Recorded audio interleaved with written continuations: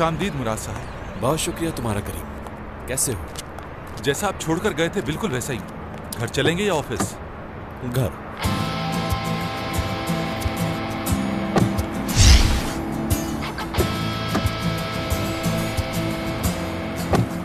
किसके घर जाएंगे?